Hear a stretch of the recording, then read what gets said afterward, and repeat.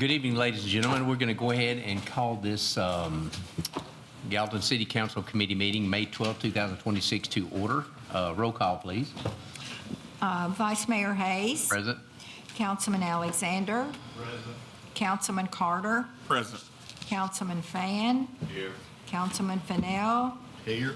Councilman Jones. Here. And Councilman Juvance. Present. We have a quorum. Thank you. Appreciate that. All right. This time we have the minutes from April 28, 2026. Do I hear a motion? Motion approved. Have a motion? Is there a second? Second. And a second. Any questions? Any revisions? All those in favor? Aye. Anybody opposed? Motion carries. All right, this time we'll have public recognition, and tonight committee meeting, we just have one public recognition, so anybody can come up. Please give your name and address for the record. You have 5 minutes, and anybody, please come up to the podium.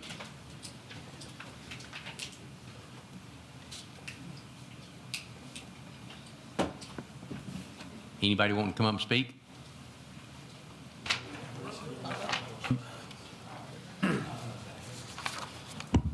Hello, my name is Clay Curtis. I live at 1357 Highway 25 in Gallatin. I'm also with Curtis Construction here in Gallatin, and I appreciate the opportunity to speak tonight.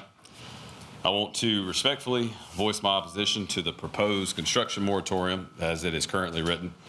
While I understand the concerns surrounding growth, infrastructure, and residential development, I think it is important to understand the far-reaching impact something like this could have on our local economy and the people who depend on this industry every day. Construction is not just developers or contractors. Every single project supports a huge network of hardworking people throughout this community. On our projects alone, there are grading crews, concrete workers, electricians, plumbers, HVAC contractors, steel suppliers, truck drivers, equipment operators, material suppliers, surveyors, engineers, and many others. Behind every one of those companies are employees and families depending on steady work and a paycheck. When projects stop or get delayed, it affects far more than the people at the top. It impacts the concrete plants, the rock quarries, the lumber yards, the steel fabricators, the fuel suppliers, the restaurant crews, eat it during lunch, and many small local businesses throughout Gallatin and Sumner County. And I also think something important gets lost sometimes in today's world of social media and online criticism.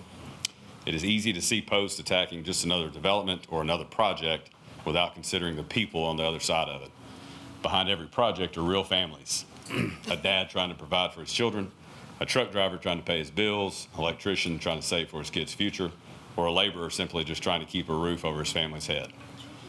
To many people, construction may just look like another building going up, but to the people working on these jobs, it represents opportunity, stability, and the ability to provide for their families.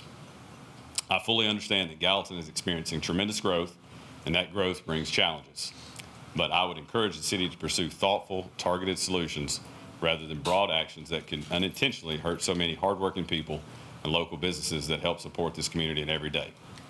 I respectfully ask the council to carefully consider the economic and human impact this moratorium could have before moving forward. Thanks for your time.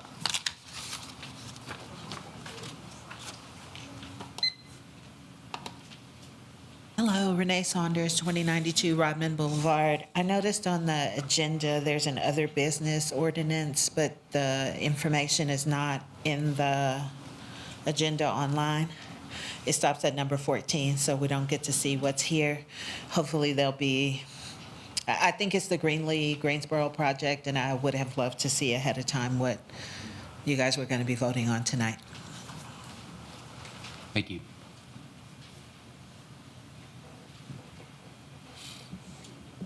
Council. My name is Eddie Fowler. I'm the one hosting the downtown cruise-ins on once a month on Saturday night. We had a great turnout this past Saturday night. Can you give us your address, Eddie, please? 115 Horse Lane, Castaigne Springs. We had a great turnout. A lot of good people were there, enjoyed it. We're glad to get it back. Sunday afternoon was Mother's Day, and I was sitting around thinking. There was 4 elderly women that came with their spouse to enjoy the Saturday night, and everyone that keeps asking where could they go to the restroom. The Mexican restaurant down the block here said they was, welcome to use their restroom. But if you're in a walker or in a wheelchair, and we have access downstairs to restrooms for these women to have to go to a restroom, we have the sheriff department, the county, and the fire department all around us, and I'm watching eyes on eyes, and I'm just asking you all, please, open these 2 restrooms up downstairs for these elderly people. Thank you.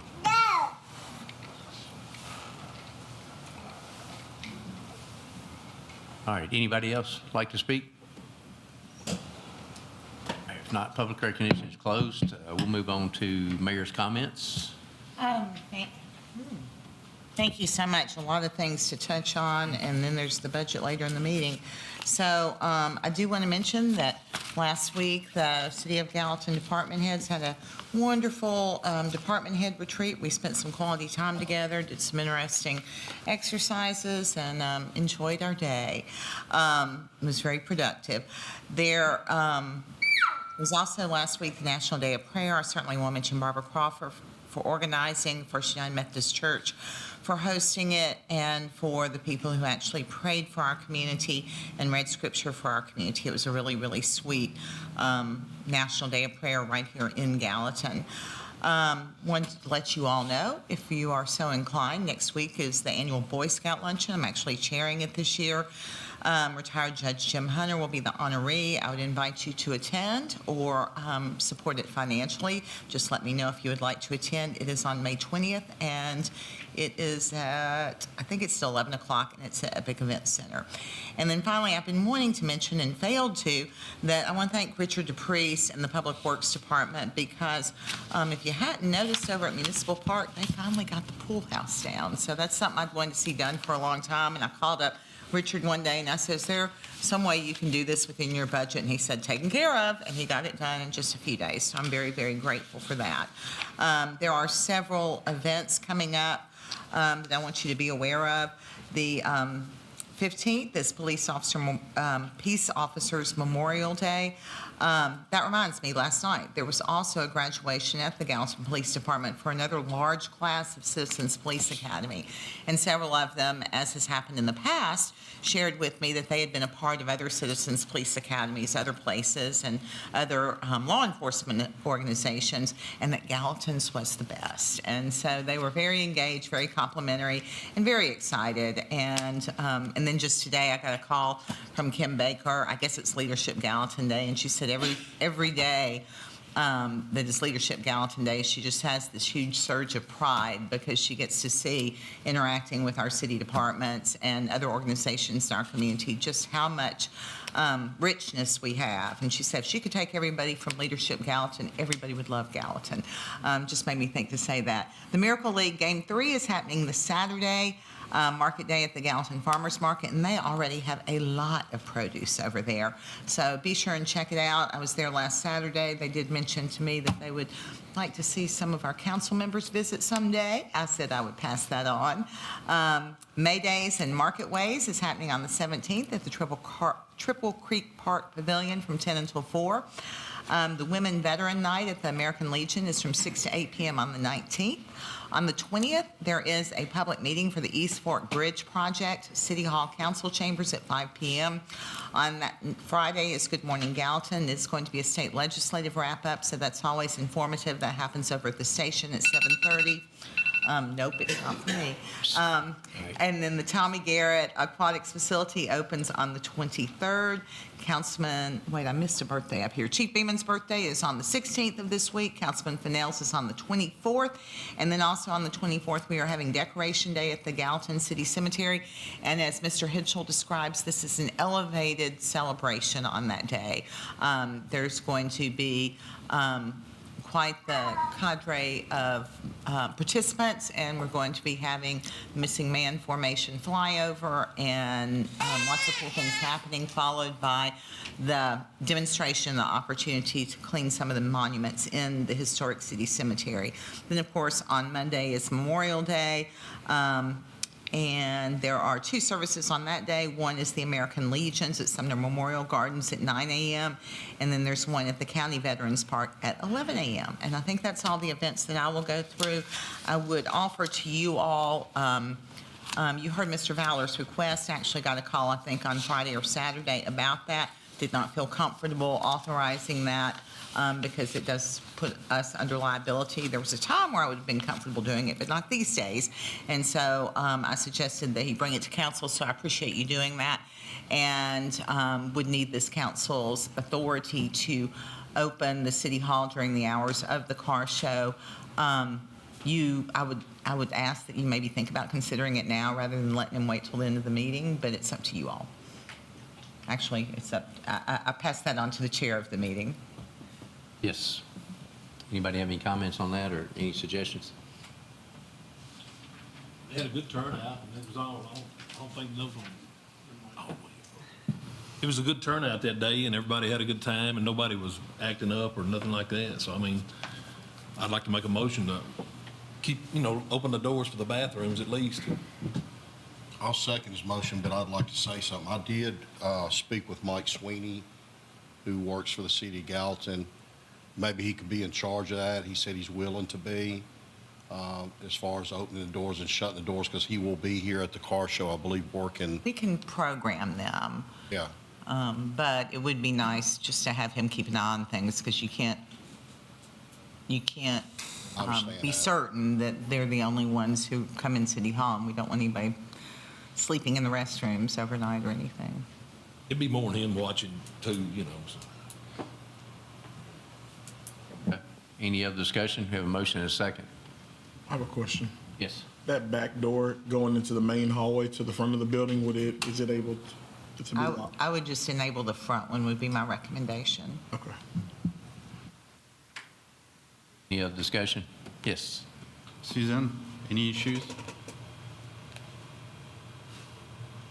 And there are always issues, but we have done this in the past for others, and we have not had issues. But I'm not going to sit here and tell you there's no way that we're going to get sued. Someone, could fall, could slip and fall. There are, lots of issues that could occur. But we've had it open before, and we haven't had issues. So it's just up to this body.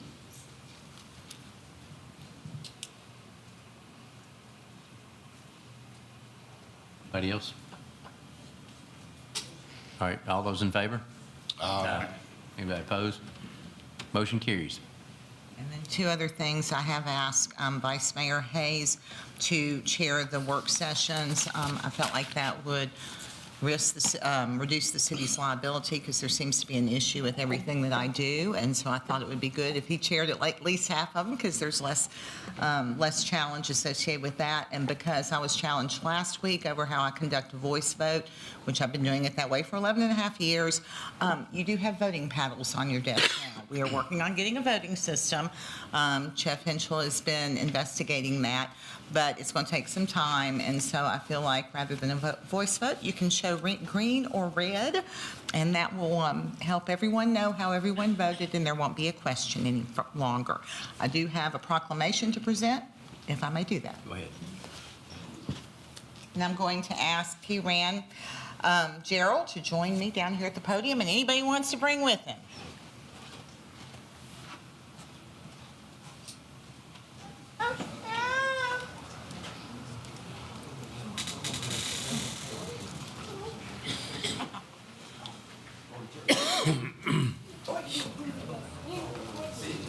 Good, I have a second to correct myself. His last name is not Gerald, because he has lots of names. It's T-Ran Gerald. T-Ran Jarrell Gilbert. That's right. All right. And this is your beautiful family. Yeah, Y'all are my wife, lovely. my daughters. Y'all are so lovely.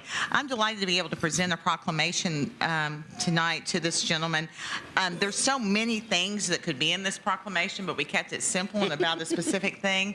But after I read it, I do want to tell you one thing. And so the proclamation reads, whereas T-Ran Jarrell Gilbert resides with his family in Gallatin, Tennessee. He's originally from Chattanooga and founder of 22 Visions Entertainment, a creative agency spanning music, film, and digital content, and a visionary behind the nonprofit Live and Not Die, Inc., which has impacted communities nationwide through outreach in faith, music, and mental health awareness. And whereas on March 24th of 2026, T-Ran was honored and commended as an ambassador of the music and entertainment industry by the Tennessee House of Representatives. This honor places him among a lineage of artists who have long served as cultural ambassadors for Tennessee, including icons such as Dolly Parton, Garth Brooks, and Reba McEntire. And whereas the City of Gallatin wishes to recognize T. Rand for his dedication to the entertainment industry, to his faith, and to his community.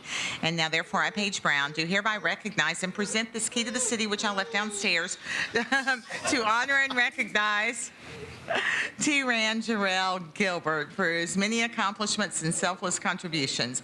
The city offers T. Rand its best wishes for continued success. So, congratulations.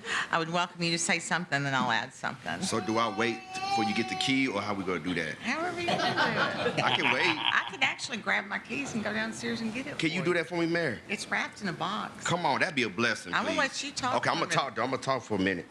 But this is why I love Gallatin, Tennessee. We're a family. We can have fun. And most time we can be in places where we're tolerated instead of celebrated. My family, we have been celebrated here, and it's like family. And I want to say thank you, Mayor Page, and thank you, Council, for this moment. I don't take this very lightly, and I know right now we in a crisis in our country, but I do believe we can have unity. This is what unity looks like right now. And thank you all. I want to thank to my Rotarians that's in the back there, Rotary Club. And again, thank my mother-in-law that's right there, Angela. My mom and dad, because I know this is being documented. So Russell and Terry Gilbert in Chattanooga. My wife, Alexis. You, Isla, my daughter Isla, and my daughter Amore. And so thank you all for allowing us to have this moment. I'm a full daddy out here. So if y'all, are y'all daddies? So you understand.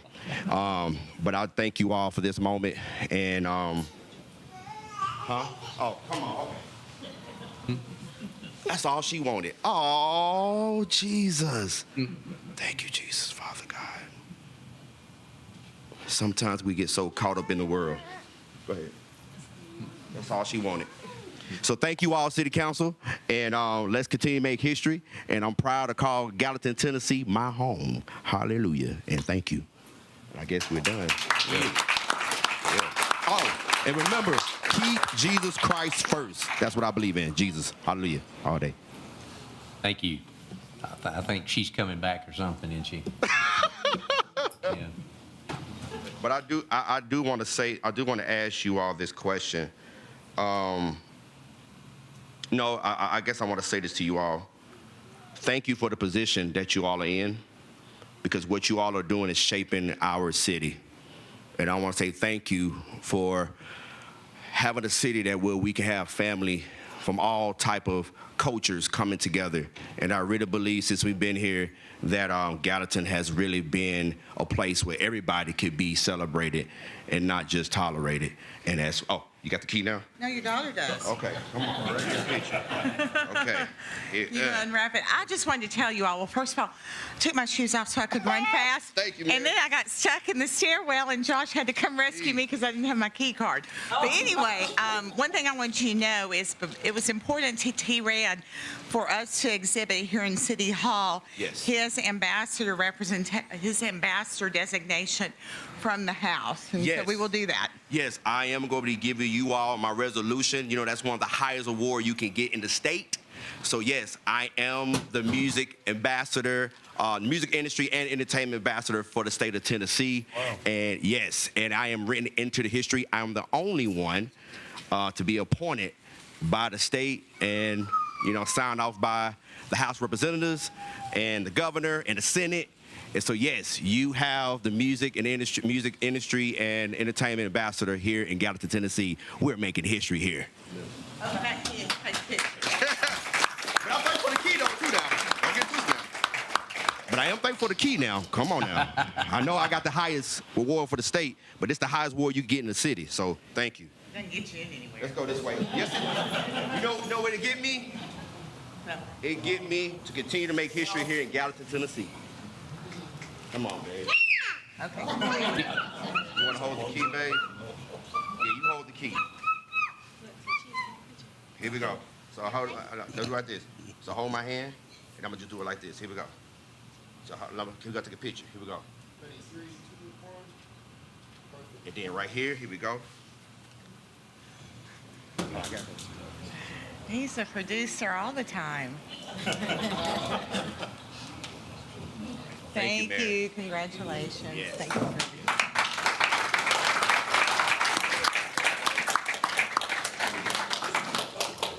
Thank you, Mayor. Thank you, Council. Thank you. That's it, that's all. That's you? Okay, all right. And now we're moving on to the agenda. Item number 1 is Rachel Nichols, Finance Director, an ordinance to provide revenue for the city of Gallatin, Tennessee for municipal purposes for the 2026 tax year and the 2027 fiscal year. This is the ordinance we have each year for our tax rate our ordinance to set the tax rate for next fiscal year. Based on the budget that the mayor will be presenting later in the day or evening, it is a tax rate of 0.5295 cents per $100 of assessed value, and that's the same tax rate we've had since the assessor's office set it. So, no increase. It'll take 3 readings, and that's why it's here now, to get it before the end of the fiscal year. Motion move on. Second. Have a motion, and who seconded it? Councilman Javons. Any discussion? All those in favor? Aye. Anybody opposed? Motion carries. Item number 2, Rachel, this is a resolution authorizing the early, what is that? Defeasance. Defeasance of water and sewer revenue refunding and improvement bond series.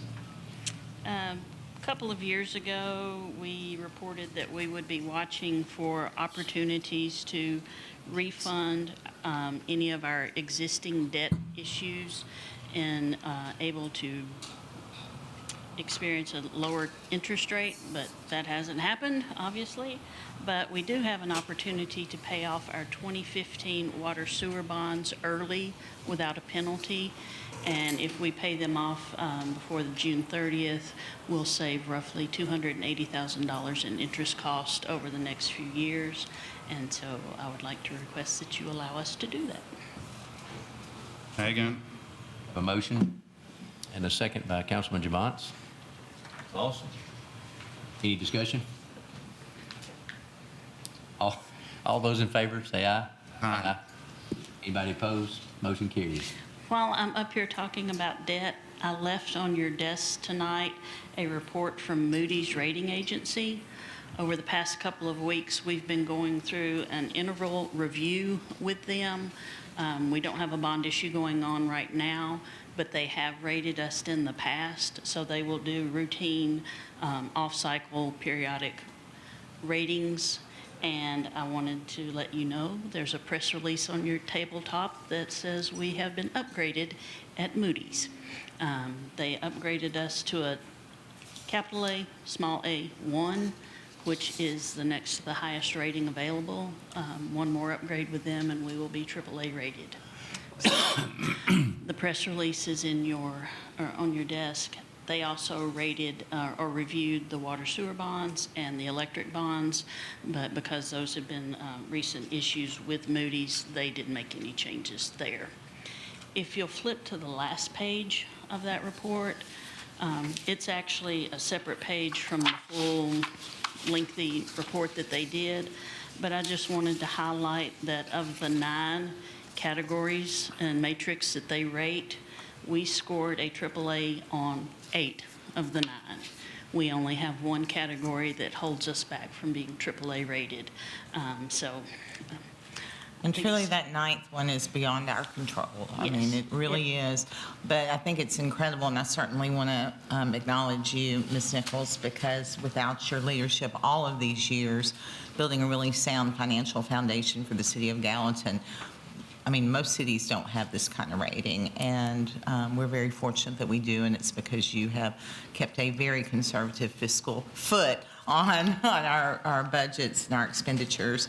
And am I correct in saying that we hope the other rating agency follows suit? Yes, we hope that the next time we go before Standard & Poor's, they will also upgrade us. But, thank y'all for all your support. Thank you. Thanks, Rachel. All right, item number 3 is ordinance number 02605-42, This is an ordinance of the City of Gallatin, Tennessee, rezoning 25.35 acres from mixed-use district to PGC Plan General Commercial District with an amended preliminary master development plan for the Crossroads Phase 2, located north of Harris Lane and east of Greenlee Boulevard. Brian Rose. Thank you, Mr. Vice Chair and members of the council. This is a request to rezone the former residential portion of the property known as the Chandler Marketplace from the mixed-use MU district to the Planned General Commercial PGC district and amended preliminary master development plan for the Crossroads of Gallatin, Phase 2, on 25.35 plus or minus acres located north of Harris Lane and east of Greenlee Boulevard. Just for your reference, Harris Lane is right there, Greenlee Boulevard is right there, and of course you have 386 on the north side as well. If you look here, you'll see a line that kind of separates the north and south part of the property here. We're talking about this portion of the property. This southern portion of the property was already zoned appropriately and just went through the Planning Commission and received approval of their preliminary master development plan, or of their plan. The applicant is seeking an alternative architecture plan. Sorry. This is just for reference. The previous approval on this property showed apartments back here, and then you had some commercial and a hotel up in the front portion. That is all changing. This is your Phase 2 plan, and it shows retail and restaurant sites basically located along the backside with parking inside and a few out parcels along Greenlee Boulevard. Let's see, just kind of scroll through a couple of these. You do have existing apartments next to the site. So there will be some stub outs that, one stub out into the apartment complex. There's another one that kind of runs along the north side of the apartment complex. And then I believe another stub out further to the north up here. Main access for the property would be from the south here, where you would connect in from Harris Lane up through a spine road that'll go up through up to the northern part. And then you'll also have a right in, right out off of Greenlee Boulevard. And this is consistent with Plan Gallatin, as it's designated as general urban character area. So that'll be a nice shopping center area and close to 386, and will serve the residents of Gallatin well. Parking numbers for the site, we don't have a full, exact, accurate number on that, because that'll be figured out as we determine the final uses of each of the spaces within the project. So that'll be determined at the FMDP stage. I'd be happy to answer any questions you may have, and also the applicant is here and I would like to make a presentation. Any questions for Brian? Step out into the apartment, is that really necessary? Because that entry on this apartment is not that big. And are we planning on doing anything to Harris Lane? Because again, Harris Lane is really, it's not that big to get this amount of traffic. I'm happy there is no more apartment and get commercial, but I think Harris Lane can be a concern there on traffic with everything. Was you still have the townhouse development who's stopped for now. I don't know why, but they stopped. But when that's going to be up, that's a lot of traffic coming there. And it's a cut through to the other side too. So, is there any plans for Harris Lane? So I'll first answer the first question. The connection to the apartment complex is mainly so that those residents in that apartment complex can get much easier access to the commercial property. It kind of goes both ways, I guess, but for the most part, you're not going to have people that want to go to the commercial site then want to go into the apartment complex to get out, right? They're going to go out the main spine road. And then, yes, there would be some improvements necessary for Harris Lane. I don't know the full extent of those. I know they have to do a traffic study, and those improvements are determined through the traffic study itself, which is another one of those things that you deal with at the FMDP stage. So I can't necessarily tell you exactly what would happen there, but I know they would line up the access point with an access point that I believe is across the street already. And then, of course, the one on Greenlee is made to be a ride-in, ride-out only because of it being too close to 386 and the intersection there. So that's the best they're going to get at that location. One other thing that I failed to mention is they did come in and ask for an exception on signage, and those details are in your conditions of approval, but they requested a 30-foot sign, and that was to be at location B here, I believe. And then I have to recall if there was one at C. I think there was some changes made during the Planning Commission meeting, and I didn't make notes on which ones they were, but I'll get those answers to you for the next meeting. And they ask a exemption for the 75% break too, for which buildings?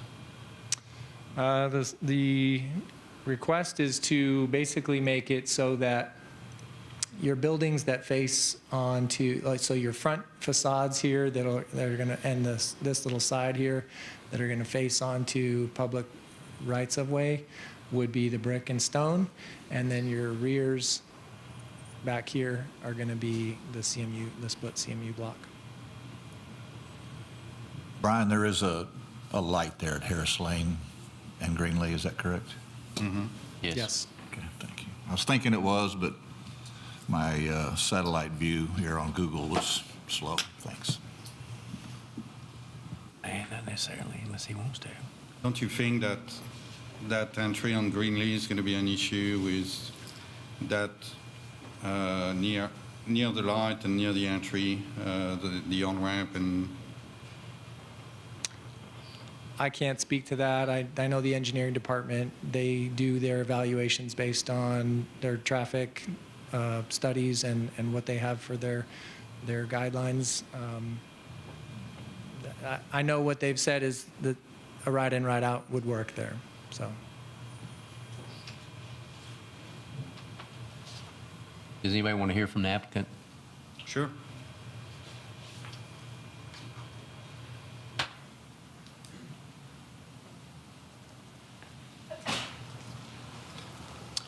Good evening, Brad Snyder with CSDG. I'd be happy to answer any questions. Anybody have any questions for him?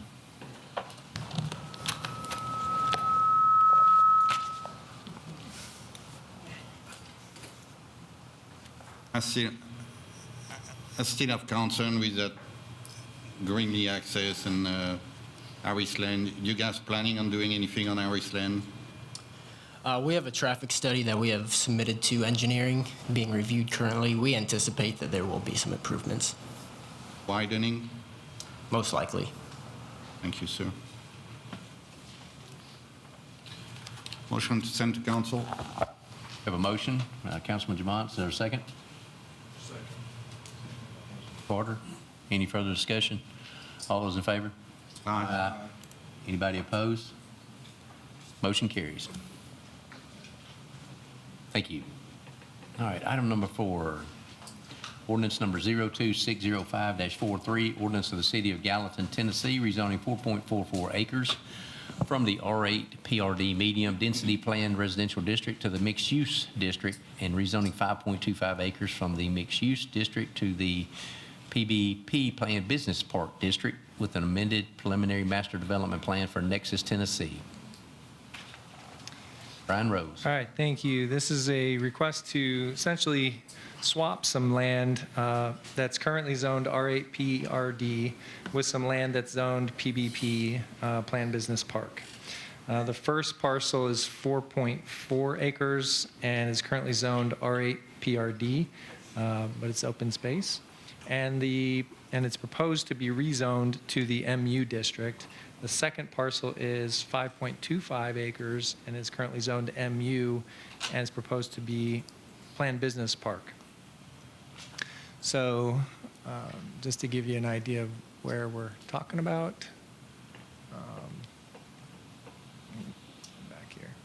Okay, so you have one parcel right up there, and just for reference, your exit to 109 is right here. So just north of 109, you have a little piece there that's already zoned appropriately, but then some land back behind there, and that is the piece that they're looking to swap. Right now, that's the piece that is currently zoned MU and proposed to be Planned Business Park, I believe. I could be backwards on that. And then the other, so that one again is right here. And then, oops. The other piece is right here.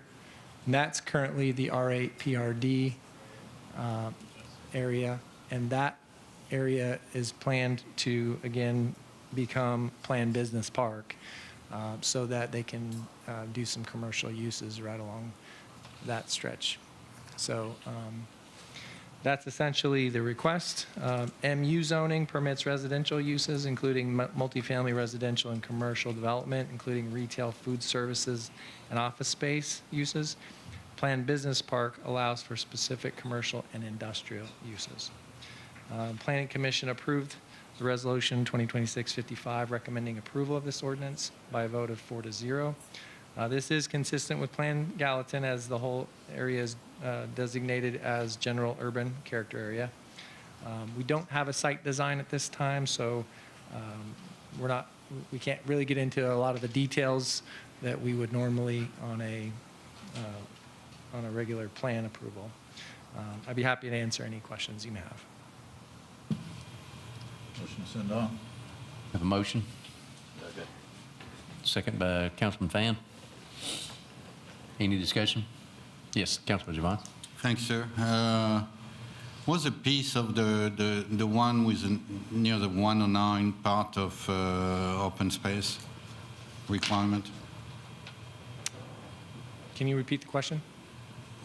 Was a piece of the parcel, the first one you show, had a open space? Yeah, so I'll explain. So this portion down here actually was designated as open space within the master plan, but it was zoned R8 PRD. This piece up here was zoned business park, but they're wanting to basically, that's kind of an unusable area, so they're going to make that into some open space, but swap what was here and put the businesses down here. So they're trying to make the best of what land they have available, and they said they would look at doing a little bit of programming within that area, maybe a little trail and some benches or something like that through that area, so that as people, once the business park, which is on the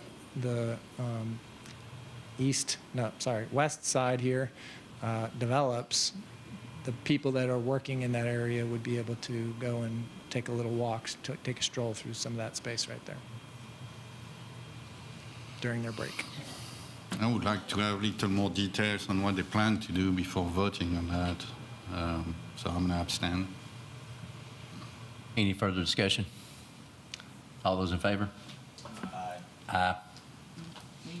Roll call or something. Abstain. Do it. We didn't have very many people voting. I know, everybody needs to speak up.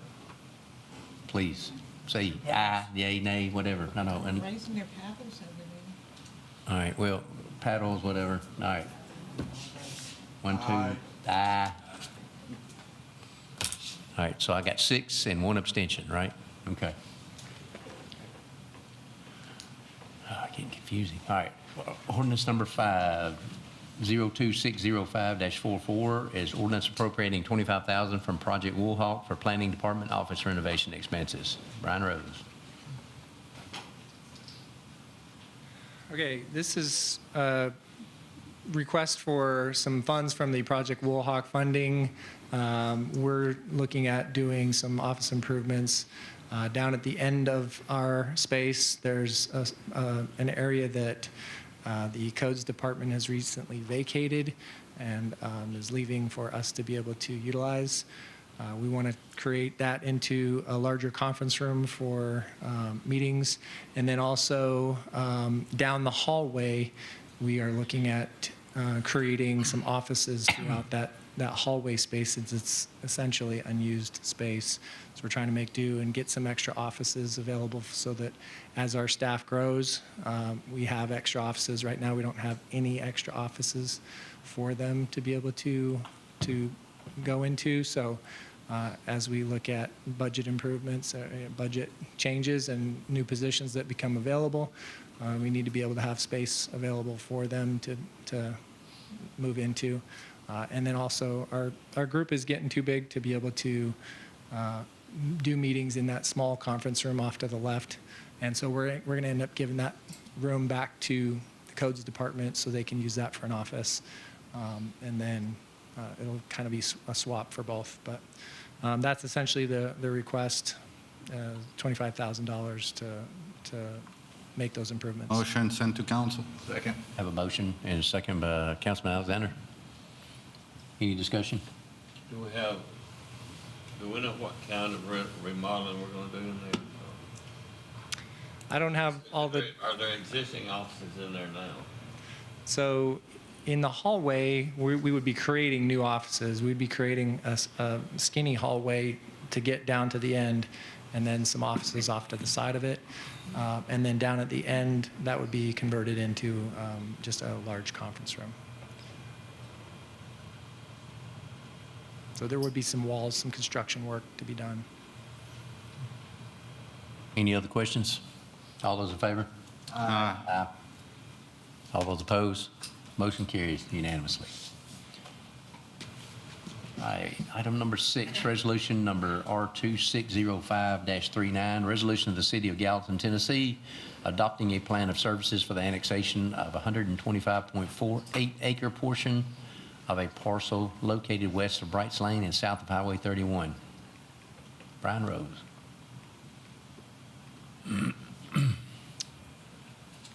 Okay, so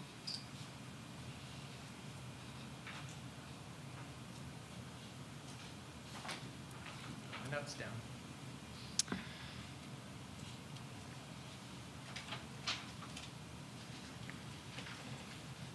So this is an annexation regarding the Bowman Massey property. It's approximately 125.48 acres. It's located west of Brights Lane and south of Highway 31E. That's not the right one. Oh, we might have had them backwards on the PowerPoint. I apologize. That's Mayberry. Okay, so yeah. Yeah, they were backwards, but we are talking about Bowman Massey, correct?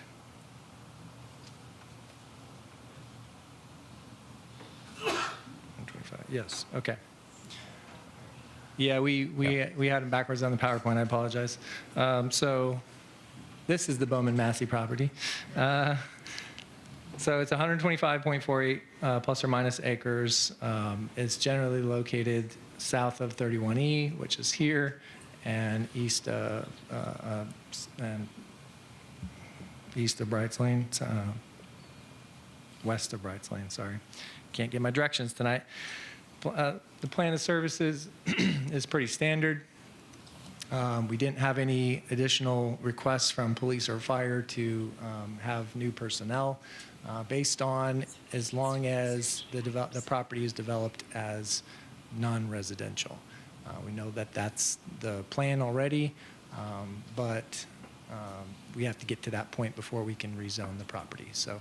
Are you doing the adopting a plan of services, or are you doing the actual annexation? So they're, both of them, Okay. you know, they're You one kinda right after covered the them both. other. Yeah, I got you. I'm telling you about both of them, but Okay. you're going to have to vote on two But separate But you're items. talking about the one that's the 129 acres versus the 125, which is actually items 8 and 9, I think. Items 8 and 9.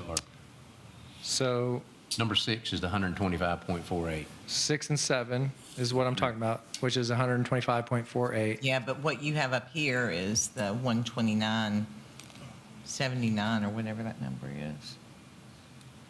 84. I'm confused. All right. Is this That's Massey's. the Bowman Massey?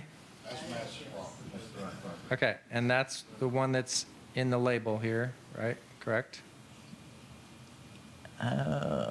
It does not coincide with what it's showing. You're showing us number 8 right now. Yeah. Well, again, my PowerPoint says Bowman Massey is 8 and 9, but I'm on 6 and 7. So the PowerPoint is incorrect. Okay, well, 6 that and what- 7 should be the 125.48, tax map 105, parcel 012. And that's this one, I believe. Is that right? No, that's not what it's saying. Oh, in the extra language on there? Yeah, I'm not looking at the map, I was looking at the verbiage. Can Mr. Bowman confirm if this is this the right property? Ms.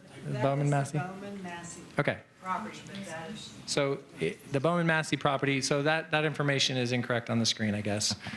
It should be the 125.48 acres property, and I think we must have switched them as we were going through them. I just must be wrong. Again, I apologize for that confusion. I didn't catch that as I was going through it. Nonetheless, there's a plan of services as number 6 on the agenda, and there's a annexation request as number 7 on the agenda. And both of those are before you tonight to hopefully move on to the council meeting. As stated earlier, the plan of services did not have any special requests for additional services. Developers would have to provide the infrastructure, the roads, the sewer, the water, all the different infrastructure pieces. So that's what I've got. Any discussion or motion on this? Motion to send on council. Have a motion by Councilman Fennell, second by Councilman. Is that for items Alexander. 6 and 7? 6 and 7. Thank you. 6 and 7? Okay, if we can. Okay. Okay. Item 6 and 7, any discussion on either one? Councilman Javance? I want a separate vote on 6 and 7, please. Do we have to do that? It's two different items. One is a plan of service, the other one is the annexation. That's two different items. Okay. All right, so item 6, you okay with that? Motion item 6. And you okay? Okay. All right, all those in favor? Aye. No. And 1 no. So 6 ayes and 1 no. Okay, item number 7. Motion to send on council. We have a motion by Fennell, second by Carter. Any discussion on that? Councilman Javance? Again, Tennessee statute Title 6, Chapter 51, Section 102 and 108 said that the municipality may not annex any other territory if the municipality is in default on any prior plan of service. The statute does not say if the municipality is declared in default. The statute said if the municipality is in default. When we got the last report on plan of service, May 10, 2026, after presenting that, there was a part where one of the plan of service was not completed. And the word from our planner was, and that's help us clean up this plan of service that's been outstanding for a number of years. you got the report, got several attachments to them, the report which include a spreadsheet that shows which one are still incomplete. Definition of default on plain language is failure to fulfill a legal obligation, duty, or promise. So for me, it's clear that, you know, a judge doesn't have to declare we're in default. I cannot vote yes for that because we're still in default. Any further discussion? All those in favor? Aye. Okay, all those opposed? No. Okay, 6-1. All right, item number 8. Resolution R2605-41, resolution of the City of Gallatin, Tennessee, adopting a plan of service for the annexation of 129.84 acres, portion of a parcel located west of Brights Lane and north of Roundtree Drive, and providing for an effective date. All right, so items 8 and 9, and I apologize again for the PowerPoint mess-ups. This is a request for annexation of the Mayberry Brights Lane property, which is approximately 129.84 plus or minus acres. It's located west of Brights Lane and north of Roundtree Drive. Brights Lane is here, Roundtree is right there, and this is directly east of the Bowman Massey property that we just discussed. Again, this is a very similar request. The proposed rezone to come would end up being industrial, that's been stated. And so no additional police fire services would be required as part of the plan of service. Again, developer-driven infrastructure as far as roads, water, sewer, electric, all those infrastructure items. Other services that can be served right away would be available to them immediately upon annexation. Be happy to answer any questions you may have. Any questions or a motion? Motion to send on to council. Motion by Councilman Fennell, second by Councilman Carter. Any discussion? All those in favor? Aye. Anybody opposed? No. 6-1. All right, moving on. Number 9. Let's see. Resolution number R2605-42, resolution of the City of Gallatin, Tennessee, annexing 129.84 acre portion located west of Brights Lane and north of Roundtree Drive into the City of Gallatin. Motion to send on to council. Second. Have a motion by Fennell, second by Carter. Any discussion on this? Councilman Javance? Thank you, sir. Some commented before. I think if we know we're not doing the right thing, we should not do it. So I'm going to vote no. Okay. Any other discussion? All those in favor? Aye. Man. Okay. All right, that's 6 and... Nope. Nope, 6-1. Okay, number 10, little change now. Nick Tuttle. Resolution number R2605-43, resolution to authorize the City of Gallatin to apply for a Safer Streets for All grant. Yeah, good evening. Last year, we applied for this grant for the same purpose, to develop a safety action plan. We did not win the grant last year, and we're asking to reapply for it again this year.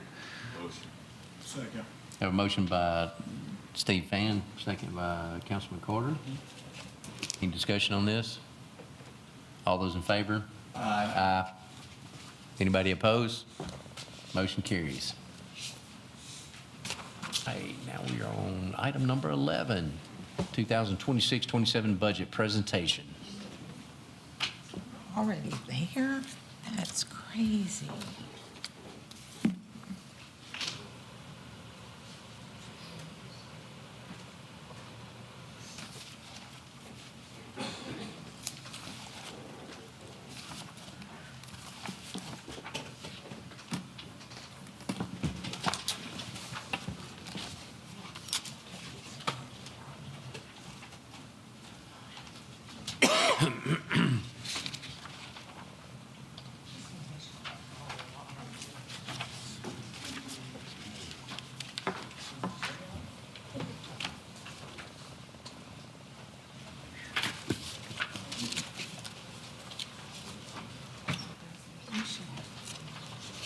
That's it?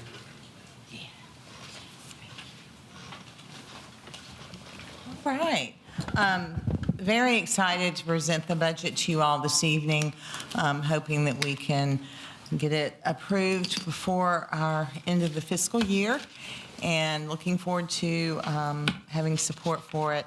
We have worked diligently on it, particularly Ms. Nichols and all of the department heads. And so very, very grateful for the thoughtful budgets that they proposed. I think we, by and large, have done very, very well with the budget this year, and excited about the opportunities that are in it for the future.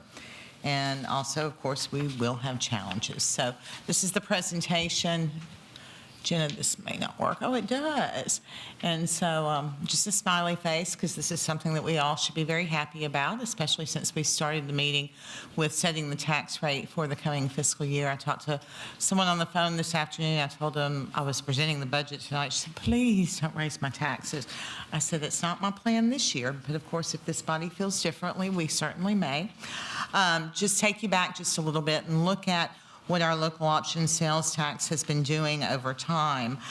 This takes us actually through February of 2026. This was actually that February of 2026 was actually the first down month that we have had from the previous year. But you may recall the significant challenge that many of us faced in February of 2026 called Ice Storm Fern. And so I would suspect that that is the reason that that's down. And when we get those March numbers, I think that you will see March significantly up from the year prior. Of course, in this, you do see the impact of the sales tax increase that was voted on by voters a few years ago. We now have a year of that. This is another way of looking at the sales tax revenue that comes in. We have our local option, our state shared, and our total sales tax. So when you look at 25 compared to 24, you're looking at more than 25.5 compared to 21.9 the year prior. And this year, only through February, we're at 13, almost 8. So that's just kind of showing you the trend there. I do point out the credit card expenses. They still exist in some departments. About $256,000 projected this year because the golf course, of course, our water sewer payments and our gas payments. Now looking at property tax revenues, this takes you back to 2018 when we were at 10.4 in property taxes. Currently, we are in 2026 at 16 point, pushing towards 7. Strictly growth. None of it is new revenue. We've kept a revenue neutral rate through all of this time, so that is new property taxes being paid in our city. Back many years ago, a council member, Mr. Ed Mayberry, he may still be here tonight. He's already left? Okay. He was here with some property, but he always wanted to know how much a penny brought to the city. And I think my first year in the office, it was maybe $60,000 a penny or something like that. Ms. Nichols is nodding her head. And so currently, 1 penny in our tax rate brings us $323,505, and that should be 0.39, or decimal 39, not comma 39. I wish it brought us that. Going this year to the fund balance detail, just because I think that gives you a good big picture of where our fund balance is currently.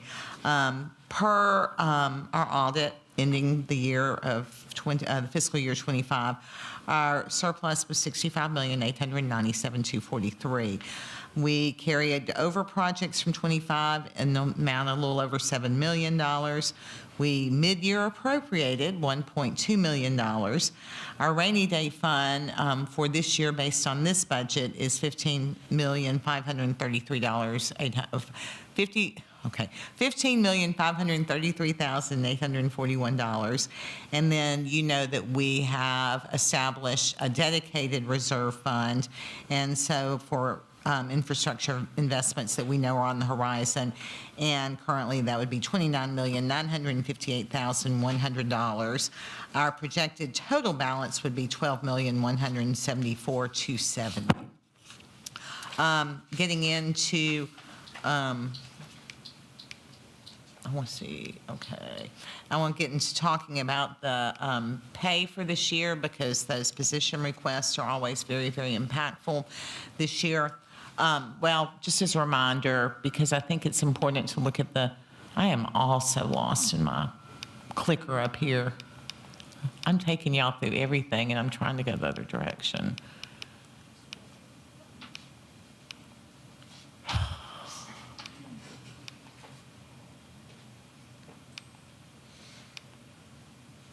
Sorry, Jenna. Miss Landstrom. This is the one that I want to pull up to slideshow. There we go. So just kind of some reminder of some of the benefits that the City of Gallatin has for employees. We do longevity pay. The total impact this year will be $435,838. That in parentheses is what was spent last year on longevity pay. We have our health, vision, and dental fully covered for employees and a large portion covered for spouses and families. The impact this year is projected to be $8,377,699 compared to just over $7.2 million last year.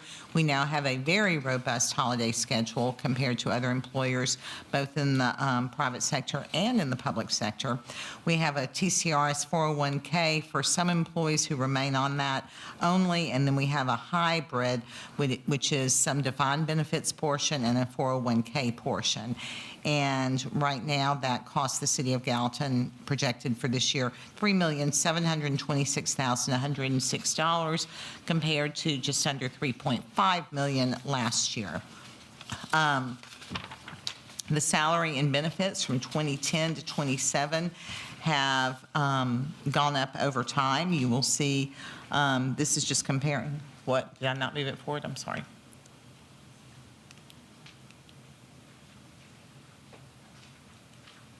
What am I see now, if I'd have looked at the clicker, I could have gotten this straight. Now we know what we're doing. Okay, so if you will look at this, you will just see kind of comparing our fiscal year 10 comparing to our fiscal year 27, what we are recommending. Also wanted to just remind you all that last year we did a pay plan increase across the board, and that cost for that increase was $1,932,064, and that was done last year. And so I want you to see those things because I want you to know that this year we are recommending, remember for those who are in step, that they will get a 2.5% increase. The COLA that I'm recommending is how I have liked to do COLA for several years, and it actually works better now that we have a smaller step plan, is a 50-cent an hour increase for all employees. That to me, when you're talking about buying, eggs and milk and gasoline, if someone's only making, $30,000 a year and someone else is making $100,000 a year, if you do a percentage increase, it ain't gonna make a difference in whether somebody making $100,000 a year is going to buy those eggs and milk, but it will for someone making $30,000 a year. And so that's why I prefer that amount per hour for all employees. And so that would be the COLA, so to speak.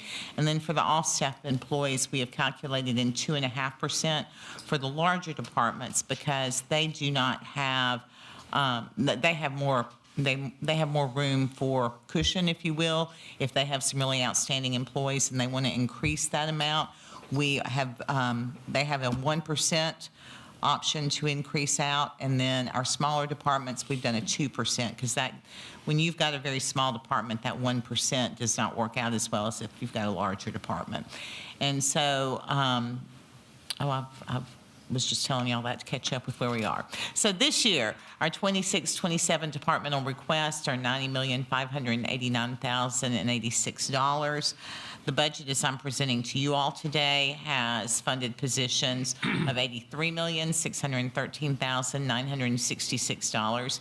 That holds a rainy day fund of, I'm sorry, that is our total budget, the $15,533,841, with other reserve of $42,132,370.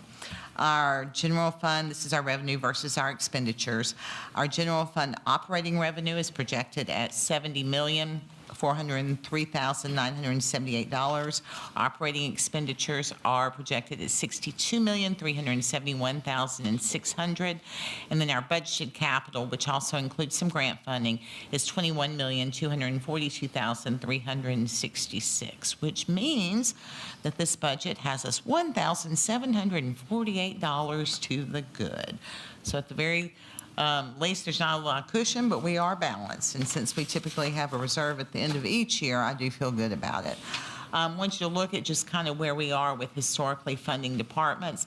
Obviously, capital expenses skew some of that, but I think the real purpose of this graph for me is to show you guys, what our most expensive departments are, and that no one is being horribly neglected within their departments. Someone may argue, but I just think it's an interesting graph to see, and you can kind of see who is where and what that looks like. Uh-oh. Okay, never mind, it was right. I see the key over on the side.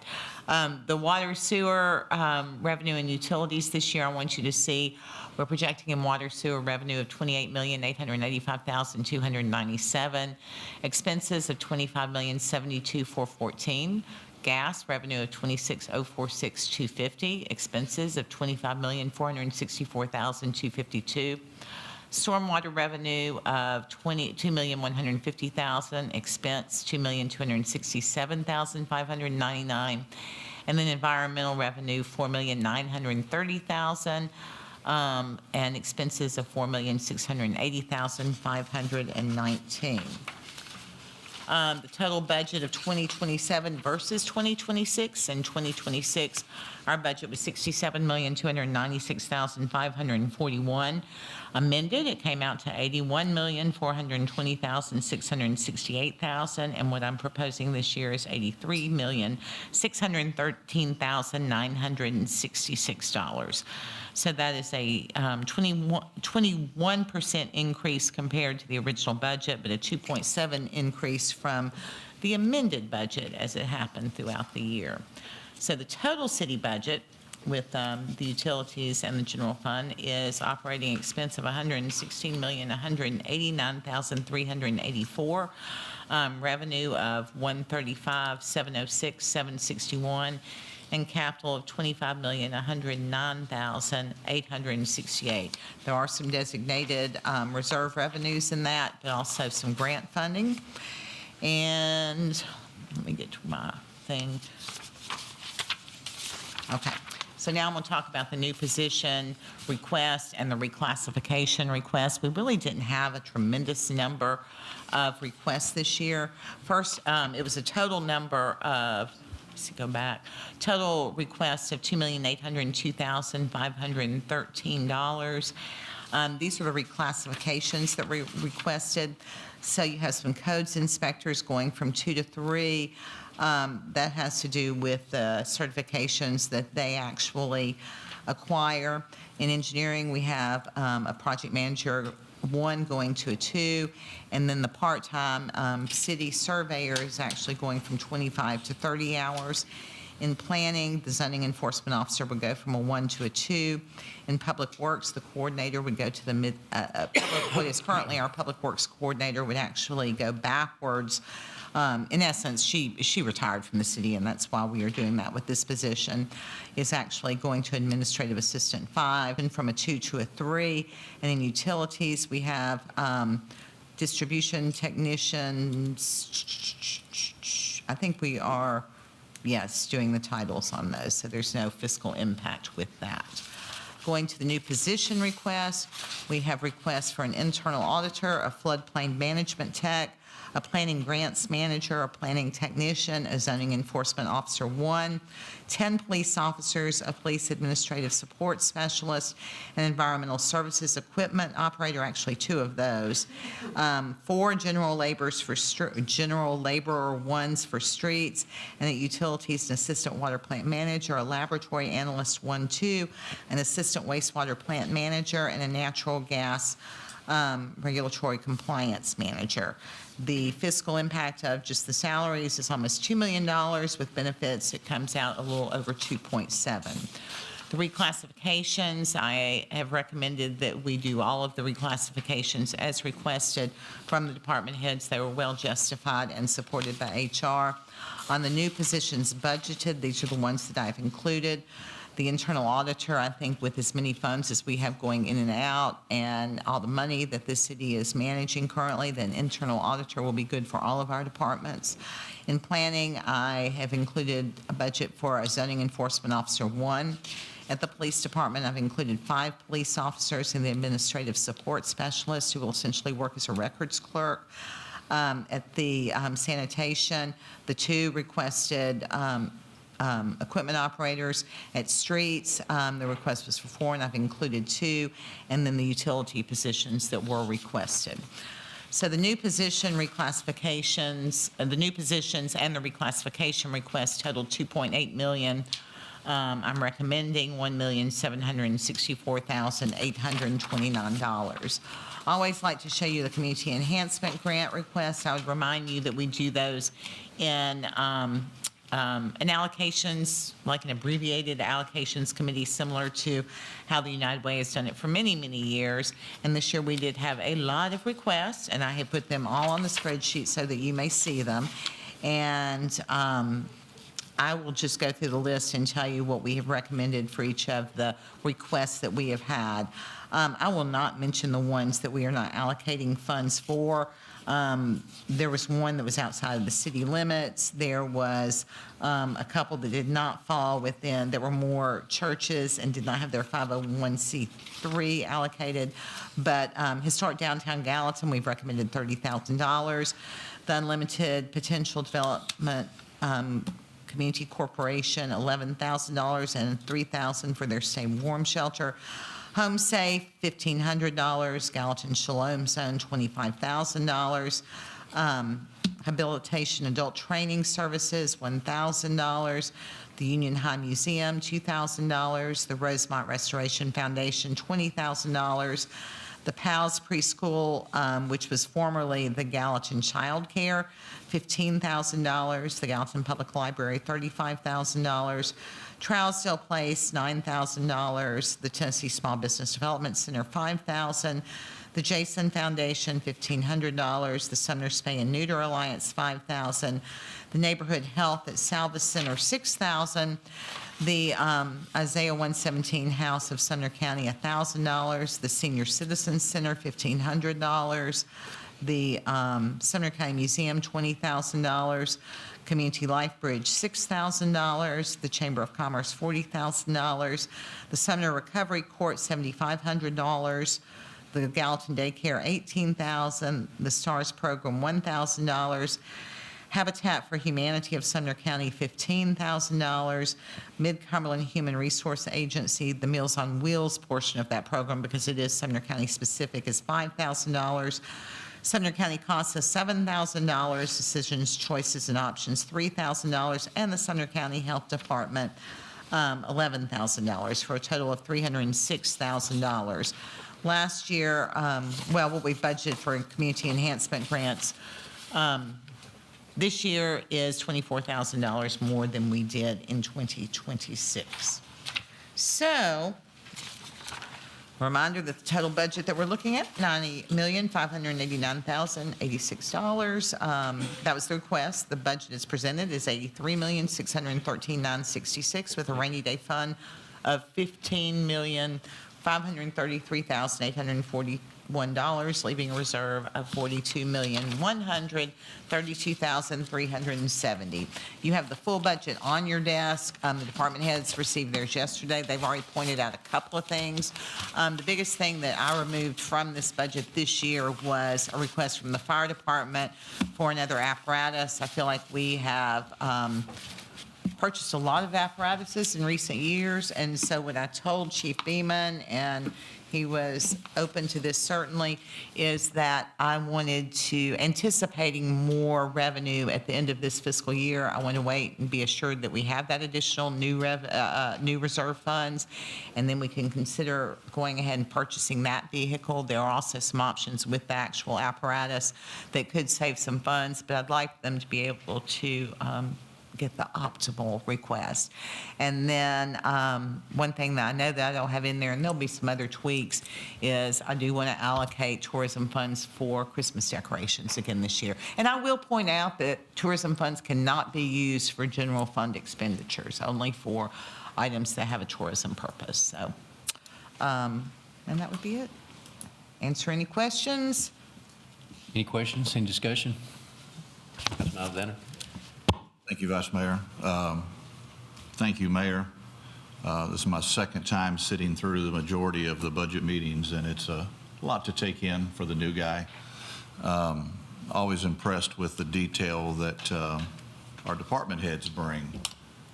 The interaction, the process, the grinding it out at the table is stuff I love. I'm a nerd, I guess, but I like that part of it. So thank you for that. One thing I could ask, your historical department funding graph, we've got it in black and white. I really I know, can't, I don't know why it did that. If we could get that emailed. I think in that color, that would somehow, help me. I was trying to change the font color, and somehow I must have changed the graph color, because it did have pretty colors in it, so that's my doing, that is not what. I think it's how it was created for printed me. on here. Oh, it could be how it's printed, because that's what mine looks like. I'll send you the PowerPoint. Anybody else? Actually, I won't send the entire PowerPoint, but I'll send that slide, yeah. Anybody have anything else? Anybody? Department heads know that, there is the opportunity to make some shifts if they feel like funding was cut in one area and they feel like it would be better cut in another. We can look at that. And as you see from our history, we've done a lot of mid-year appropriations. Not a fan of that, but sometimes it is a necessity. And so, this doesn't mean that once we pass a budget that opportunities are just shut down for the year, so. Motion, send it on to council? Second. No, I said, is there a motion? I'll make a motion. to send it on. Okay. A motion by Fennell, second by Jones. Is that correct? Any other discussion? All those in favor? Aye. Anybody opposed? Motion carries. I thank you all so much, but I would ask that you please extend your gratitude to Ms. Nichols and our department heads, so. All right, item number 12. Nick Tuttle, discuss the paving list.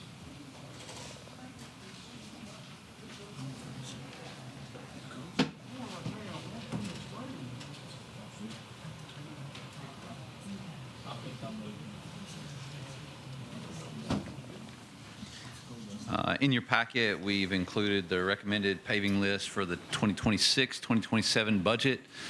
We had a couple of requests to review some roads, Buckingham Boulevard and North Ridge Drive specifically, responded to the city council through email last week, just letting you know that we did review those and try to give you some response on why they weren't included, and we still didn't feel like it was justified to add them and revise the list. So we've kept the list the same, and hopefully those explanations made sense and were acceptable. So we're asking you tonight to give us the thumbs up. Maybe we can use the green paddles tonight to give us the thumbs up to move ahead with this paving list and get ready to start paving in July. Okay. Is there any discussion? Councilman Javons. Yeah, thank you, Nick, for the response on Buckingham, but I still think there is something to be done back there because I don't know if you went there and drove. I did. It's a patchwork, at least for 2/3 of Buckingham. It's patchwork on the left, on the right. So there is probably something wrong there if we have to patch that much to avoid, creating potholes. There's probably something we need to look at because I don't think we should have to patch a road at that level because at least 2/3 of the, all the way to the stop, it's a full patchwork. So I think there's maybe an issue there we need to look into. Any other discussion? Yeah, as those repairs are being made, we are rebuilding that section of roadway. The road ended up carrying more traffic. As we all know, there's quite a bit of cut through that does happen along Buckingham, and it really wasn't designed in the 90s to handle that kind of traffic. It's kind of similar to what we were dealing with Bison Trail. And there's going to be more traffic when these apartments open on the other side. So that's why maybe we need to start thinking about it. Well, as I said, we have made the repairs, so that's the good news. Any other discussion? All those in favor? Oh, I thought we had a motion. Motion to send on to council. Motion by, Are we sending it to council? No, No, this you is just have just to accept getting it. your blessing to accept this list. Fennell, and who seconded it? Councilman Alexander. Any further discussion? We got, all those in favor, say aye. Aye. Anybody opposed? Motion carries. All right, item number 13, continue discussion on a construction moratorium. Councilman Javon.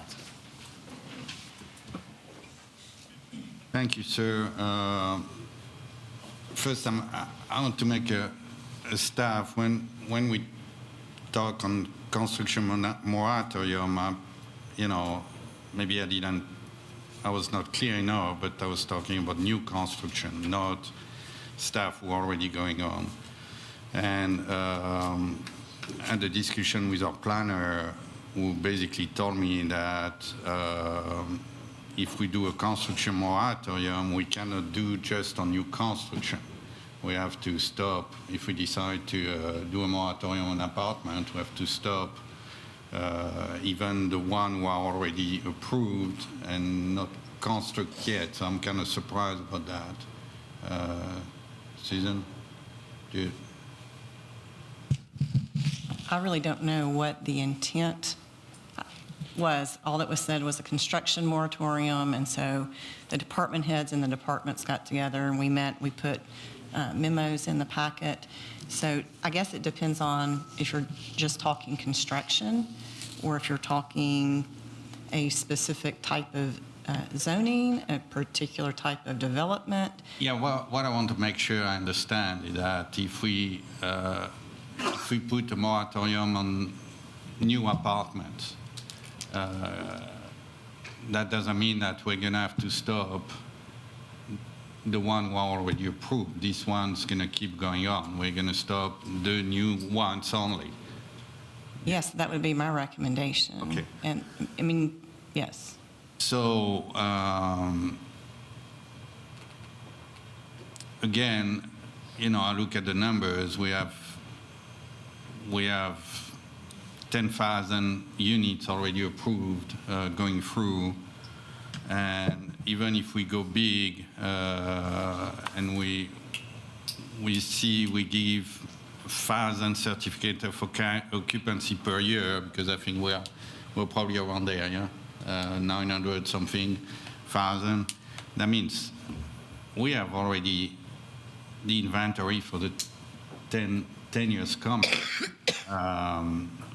And, we know electricity on the north side, we still have no idea when that's going to come.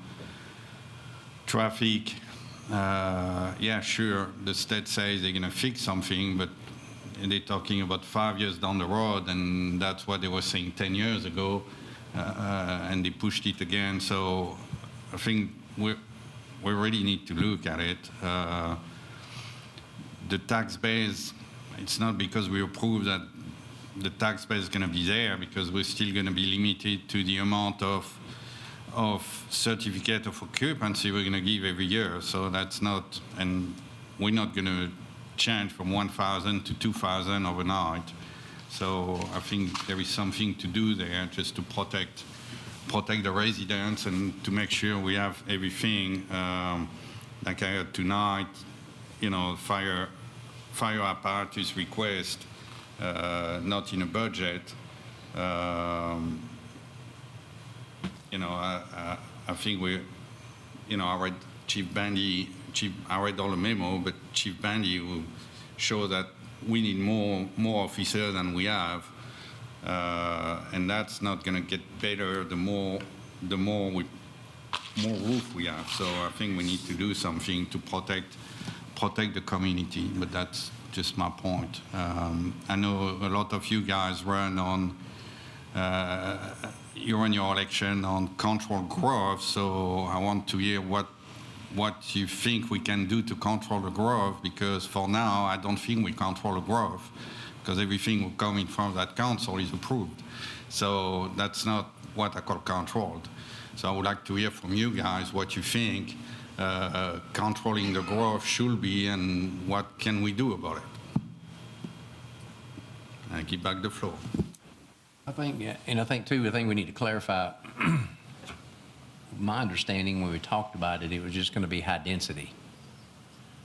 Am I correct? I mean, I thought Todd. Primarily, yeah. I don't think there was any direction. No, but I think we kind of. That was my heart, was. Correct. And I think it got construed to the public somehow that, hey, we're stopping everything. Everything. And I don't think that is our intent at all, is to stop everything. I think the biggest thing is, yes, I could be wrong, but I think that we would all have a green thumbs up if we said, okay, we're going to put a pause on apartments for a year or two.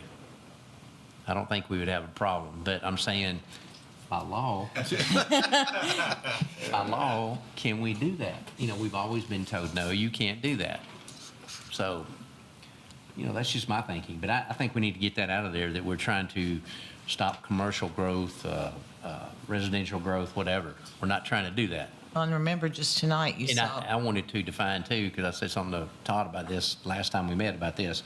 We got to define high density. Is it just apartments, or is it townhomes, or is it 40-foot lots? You know, what is it?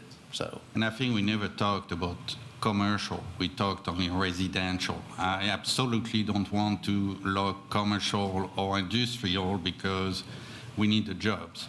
To answer a question on your paper, Ms. Betts. Yeah, that was my intent is not to block any commercial or industrial, because we need the job base. So I answer one of your questions. Well, if you want me to kind of go over legally legally, yes, you can have a moratorium, but here's what you have to have. State law requires 3 elements that are essential. Number 1, the moratorium must be reasonable in scope and duration. Number 2, it must serve a legitimate government interest, such as infrastructure planning or comprehensive zoning development that is actively being pursued by the governing body. And it must be supported by an adequate factual basis demonstrating a nexus between the pause in the construction and the identified planning or infrastructure development. What we can't do is to have a moratorium just to frustrate development. There has to be an issue. There has to be a factual basis to support the moratorium, other than we don't like traffic, we don't like apartments. I mean, I agree. I think if that were the law, you probably would have a big thumbs up on that. But you're going to have to listen to your department heads. I can't tell you. I'm not an expert. I'm not an engineering expert. Not a public works or any of these other experts that are sitting here at this table. And so they have all done memos demonstrating any areas. And I guess my issue would be, after meeting with them and talking with them and reading their memos, I would like to hear how you think you're going to arrive at, based on what these experts have said in these reports, what you think the identifiable issue is that we're going to work on, that we can actually work on and improve during the moratorium.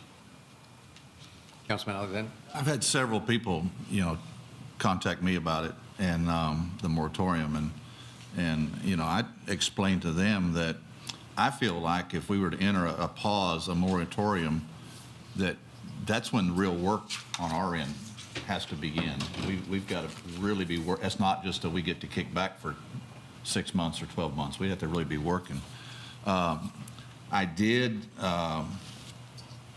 today was able to read all of the department head memos and appreciate them, but I've got questions, and my schedule, unfortunately, this week did not allow me to have time during the day to meet.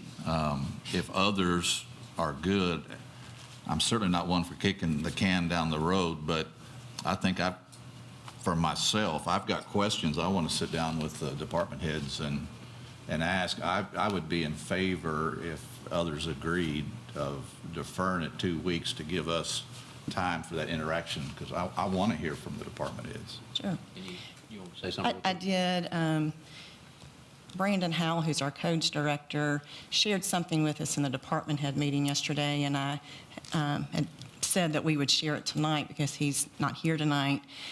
But he contacted Mount Juliet and was talking with them. They just enacted a moratorium, I believe, on high density only in certain zones in April. And he talked with, I suppose, their codes director there, and he said that Mount Juliet is only on high-density residential, but as a result of their moratorium, they have lost 3 major retailers that were going to come as a result of that moratorium. And he just wanted I us think to you share said that. retail developments. I don't think it was. Retail developments, yes. Retail developments, big box stores, I think is what he said, but we don't like to use that word. So 3, so I just said I would share that. I wanted to let you know that. Councilman Fennell, do you have anything? I was just going to ask if we was able to craft something about a moratorium about apartment stuff. What do you do about the people that's got prescribed rights on property that already has permission to put apartments on? I think they'd be delayed during that period. I would point out, too, certainly not a moratorium as declared by this body, but in essence, the delay from TVA is a moratorium by force of Just for that section of the yeah, city. for that area, yeah, absolutely. But I would point that out, that, I mean, that is some planned development that cannot happen until that is powered over there. Councilman I'm Fan? in agreement with Councilman Alexander. I think we ought to push this down the road for 2 weeks to get it installed. I make a motion. Is that a motion? I'll second it. There's a second? Any other discussion? All those in favor? Aye. Thank you. Anybody opposed? Passed unanimously. All right, on to 14, council voting procedures. Yes, so last week, there was an issue that arose during a vote, and as a result of that, there were some questions about that vote, and I had said I would put this item on so that there could be discussion. And I will say that I did speak with the mayor following that vote, and we discussed it, and there had been, she thought she only heard maybe one vote. I think that's what she said. She really wasn't certain of that. And it is difficult when you're sitting up here and you're sitting in the middle. You can only look one way or the other, and you can't necessarily hear. And she had relied on some Robert's Rules guidance that she uses from a very well-respected university that said silence is acquiescence. And that was what she was basing her vote on, calling the vote. May I interject, too, just logic? There's no no's and no abstentions? Sure. But I would say it is very difficult when you're sitting up here, and I've heard from the department heads also, it is difficult to know sometimes yeses and nos, and sometimes people vote, and sometimes they don't, and it appears they're intending to vote yes. And we don't know if there's no, if there's no abstention. You would think there would be yes, but if we're following Robert's Rules, that may not be the case. And so it kind of as a stopgap measure, we did get these paddles that have been sparingly used tonight. Several employees suggested a red and green construction paper, and we upped that into a paddle. Because if we're going to be challenged on everything. I'm trying to mitigate any, But, I would encourage until, I know Mr. Henschel is working to see what kind of an electronic system we can get. I don't think, we only have 7 council members. It's not even like the county where they have 24. When you only have 7, we don't want to spend a lot of money and put that burden on the taxpayers. He thinks he can get some type of system, though, that's electronic, that is not going to be as expensive as we originally thought. But in the interim, I would just ask that you please voice vote and use your paddles so that there will not be any question on whether or not we are passing something or not. But that's up to this body. I mean, that's not up to me. I just want to ensure that there's transparency across the board, and so that not only the mayor or the chair knows, but the department heads and the public can know if what the votes are and did it pass or not. But do you know, another thing is like tonight, I've been trying to say, okay, it passed 6-1 or 6 yes with 1 abstention. That kind of helps too because. Yes, and that's what I always do. But if somebody doesn't agree with it, they can chime in and say that I didn't vote. Yeah, or they can challenge it, or they can ask for a roll call vote, or, I mean, there are lots of ways. And typically, the things that I don't worry about if I don't hear a lot of voices say yes are non-controversial things. They're always, this was an insurance recovery allocation, 11 and a half years. No, I don't think one's ever not passed. I certainly never would have dreamed that it would have become an issue that would become another discussion point. But here we are. So there's no malintent with how we're trying to handle things or run a meeting expeditiously, but trying to mitigate that. All right, And everybody vote. That's all we got to say. And I do want to bring up just something else. Goes outside of voting a little bit, but we have adopted in our code Robert's rules as guidance. Robert's rules we use as a guide. We do not follow Robert's rules strictly. I don't know any governing body that follows them very strictly, where you're standing when you're speaking. We don't limit how many times a council member can speak, or we don't have a time limit under Robert's rules. All of that is in there. I don't know if this body wants to continue using Robert's rules as a guide. I'm kind of asking right now, what does this body want to do? We can continue to use Robert's rules as a guide. We can use, there's also Robert's rules for small assemblies, and that would fit for us. That's 12 or less. I personally think those are it's a little bit too informal. It doesn't even require a second. I think when you're a governing body in your government that you should have a second and try to follow. We can also make up our own rules of procedure, and some places do that. And we could take the way that we have acted in the last, well, I've been here 12 years. We can take the small assemblies and add to it. I just would like some guidance from this body as to what you want to do. Councilman Javance? Thank you, sir. I'm glad you say that, because if I remember well, the last time we changed that rule about Robert's rule, that was part of the memo that you went to a conference and they told you that, that would be better to move out of Robert's rules and create our own, but that never happened.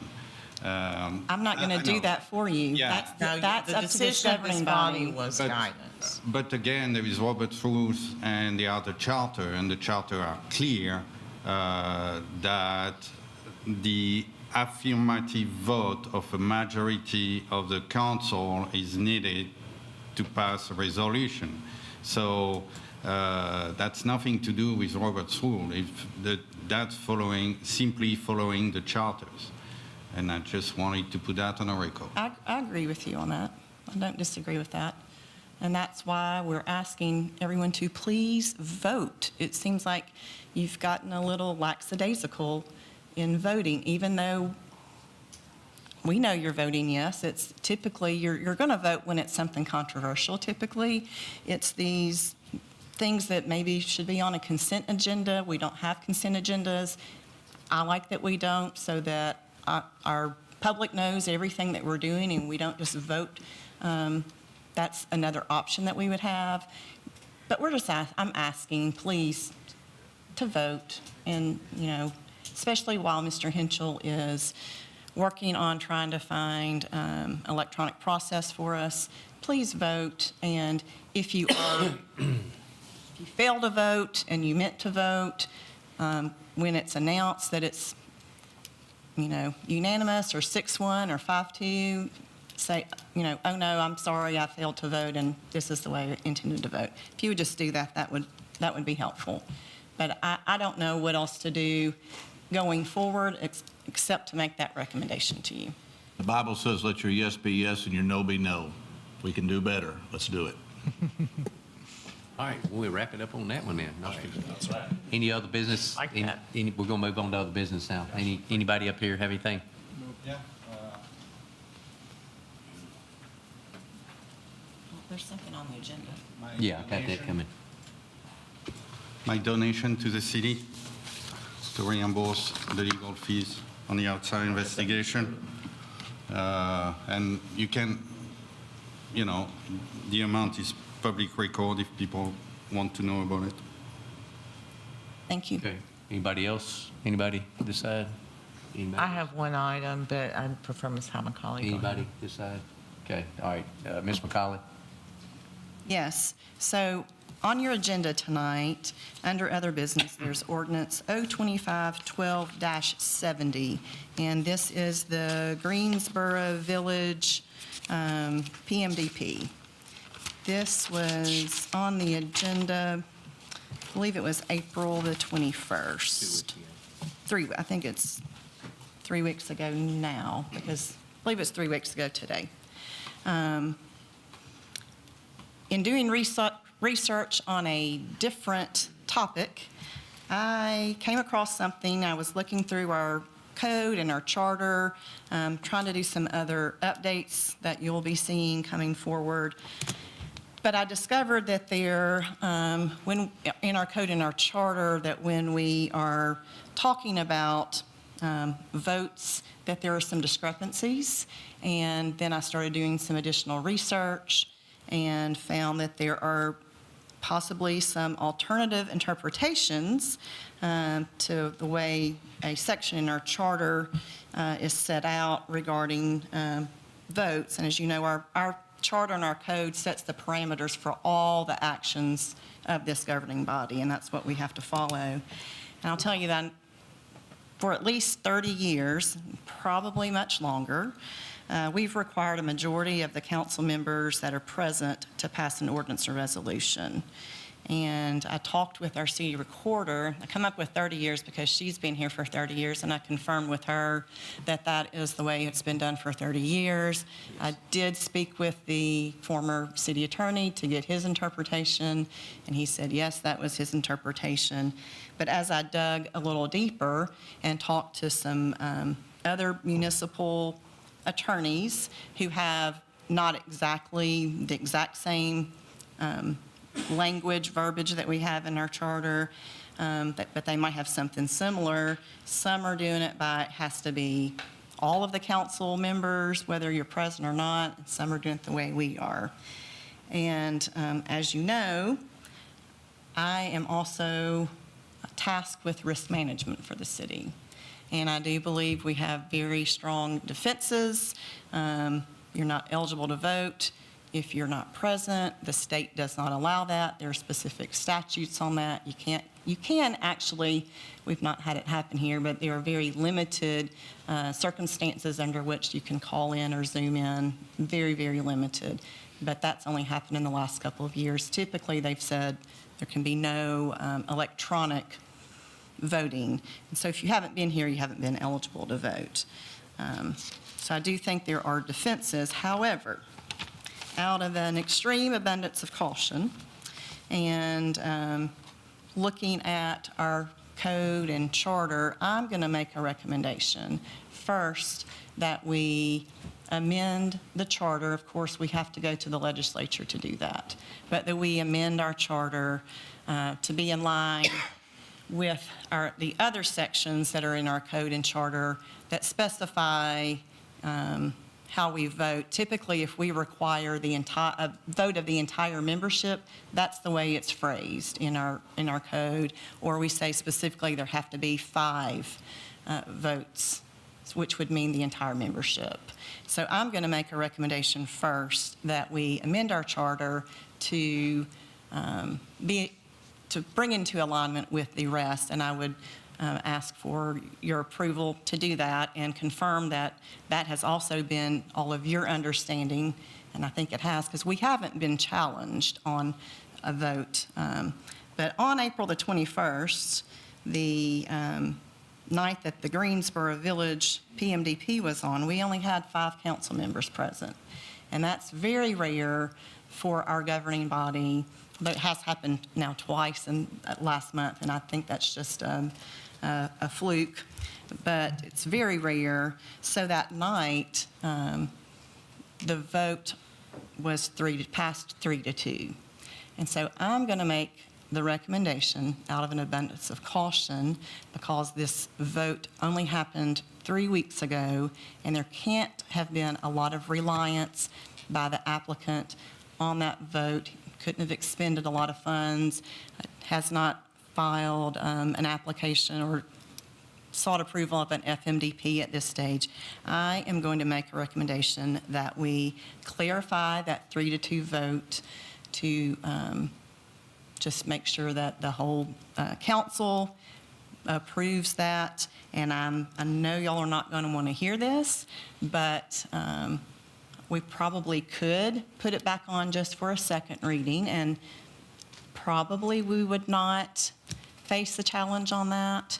But being extremely cautious and conservative and looking at what's in the best interest of the city, I'm going to make the recommendation, it's just my recommendation, that we put it back on and we go through the entire council process again.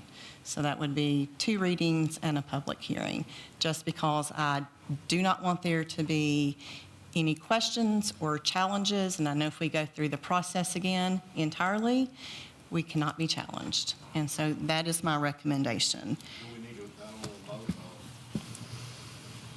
motion to send on to council? You do, and actually, I think I would want that first, and then I have taken the ordinance, the way that it was passed, and I've given it a new number because the number was so old, and I would like for you to first make that motion, and then I would like for you to look at this ordinance, and then, so we will have considered it at a council committee meeting that you can vote to move it on to the first reading next week. I've already talked with Brian, and I'm sorry there was not anything in the agenda packet, because I was literally researching this right until I got in here tonight, because I want to do this the correct way. And I was trying to figure out, can we just do a second reading? And I determined we probably can, but why would we when we can get it corrected in a short period of time? And so we would renotice it.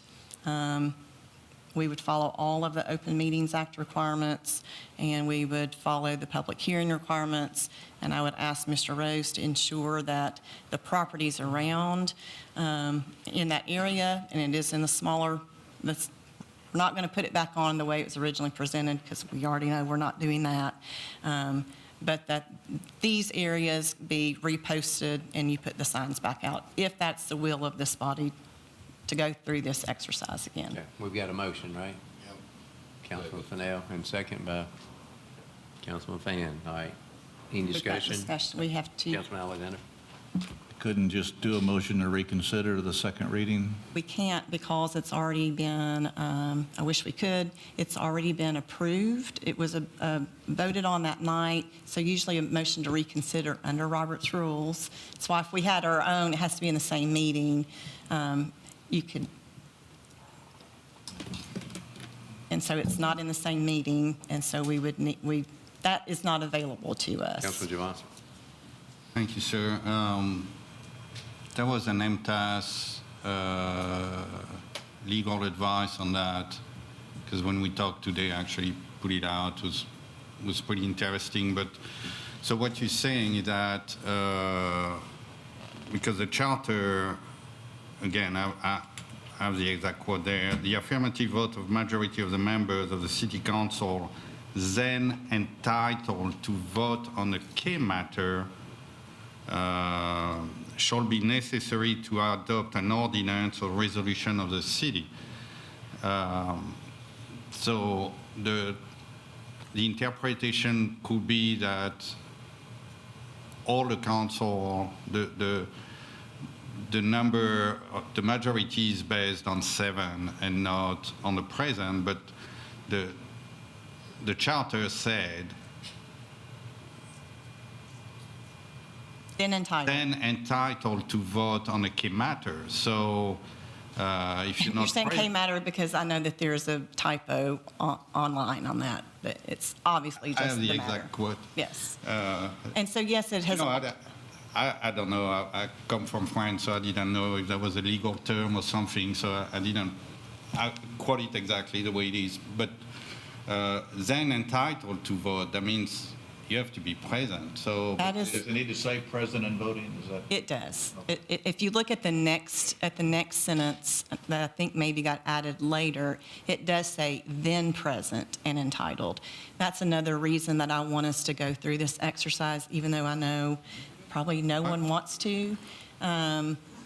Because, as you know, every word means something, and because it says then present and entitled on elections and on other matters, there has been an interpretation that if it doesn't say it, it's, and that has always been my interpretation, then entitled, and that's been every other city attorney that sat in Gallatin that I'm aware of, that's been their interpretation, but there is some authority that says otherwise. So what do you want us to do now until the charter change? Because if we go on the caution on that one, I mean, we have to go on caution on Yes, sir. everything else. Going I mean, forward, yes, sir. 4 votes, 4 affirmative votes, whatever the number of the council present is. Yes, sir. Until we can get the charter changed, and it will be next year, that would be my recommendation. You don't, as I've told you before, I make recommendations and give advice, and you don't have to follow me, but that is my recommendation. Okay. Any other discussion? And All those in favor? Aye. Anybody opposed? Motion carries.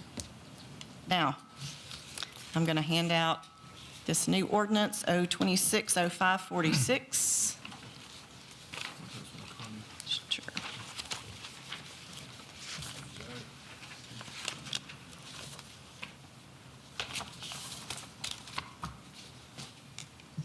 Motion to send this to council. And I will say, I did make, the only change that I made, and I talked with Mr. Rose about this, in the ordinance that came from planning, in section 2, instead of saying to show the classification of the preliminary master development plan for the property, it said to show the classification of the rezoning, and there was no rezoning. And so I did want to correct that in the ordinance as well. Okay, we got a motion. Is there a second? Just second by Councilman Jones.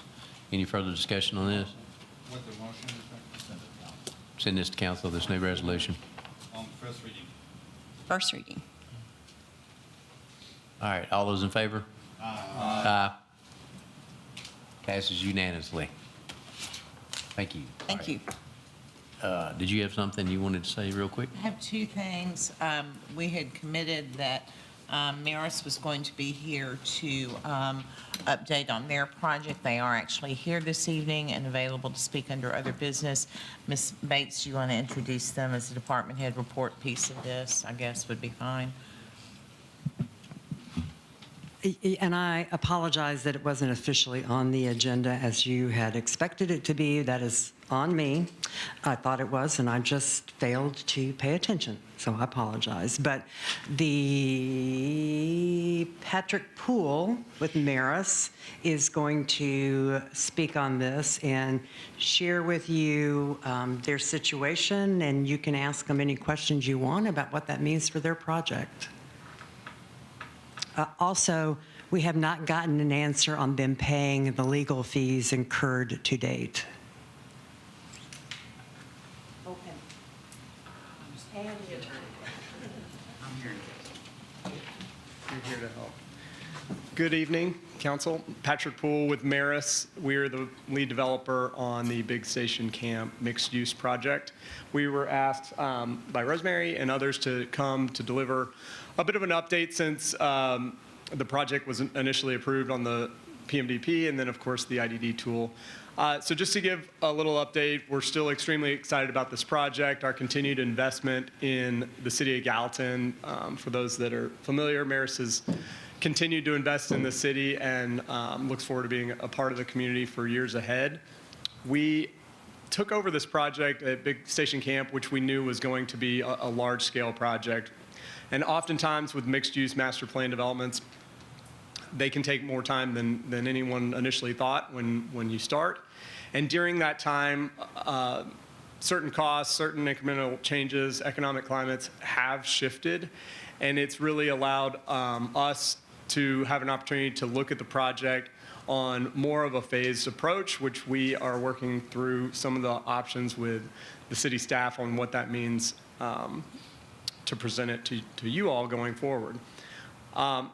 The second update is when we do look at it from a phased approach, one of the tools that we implemented on the capitalization of the project was the IDD, which we're extremely grateful for in the cooperation and work that it took to put that tool on the table for this project. We would likely not utilize that IDD tool on this initial phase, and of course would welcome the opportunity to utilize it on future phases as it becomes necessary.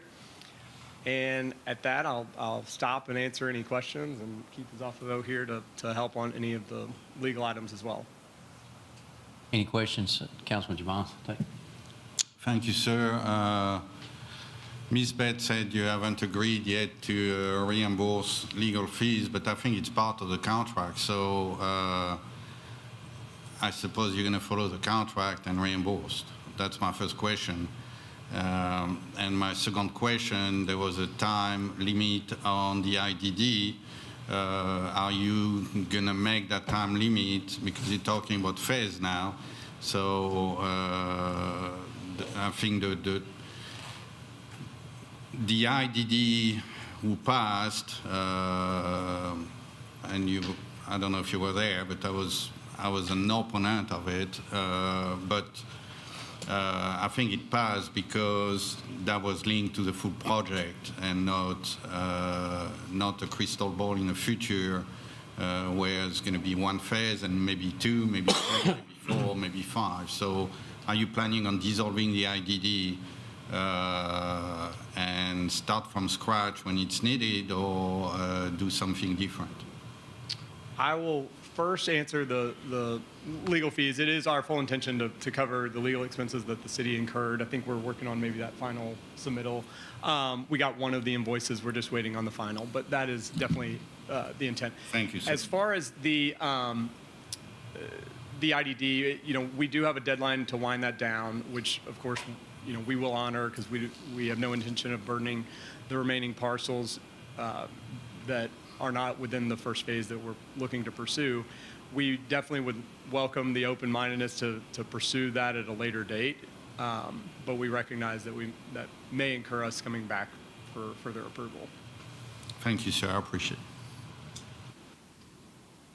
Anybody else have any questions up here? Anybody? Okay. Thank you. Thank you.